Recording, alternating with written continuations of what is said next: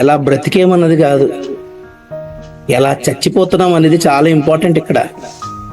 ఎలా ప్రారంభించామన్నది కాదు, ఎలా ముగిస్తాం అనేది చాలా ఇంపార్టెంట్. అక్కడ బుక్ చూశాను, టైటిల్ ఇంట్రెస్టింగ్, అసలు టైటిల్ సాలిడ్ అనమాట.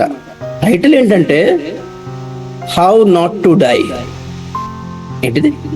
ఎలా చచ్చిపోకూడదు, ఎలా చచ్చిపోవద్దు అనేది టైటిల్.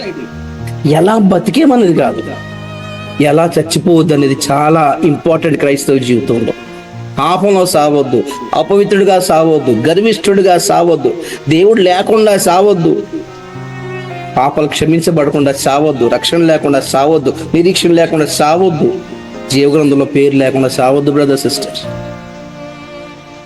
క్రీస్తులు మనకు దొరికేది ఏంటంటే హ్యాపీ డెత్.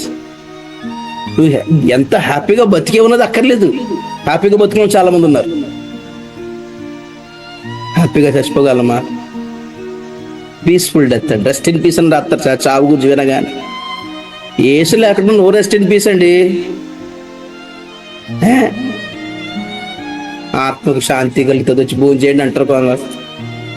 జీవితంలో దరిద్రం బతికి చచ్చిపోయిన తర్వాత ఆత్మకు శాంతి కోసం నువ్వు ఇక్కడ భోజనం చేస్తే ఎందుకు వస్తుంది? బైబిల్ మనకు నేర్పుతుంది ఏంటంటే హౌ నాట్ టు డై.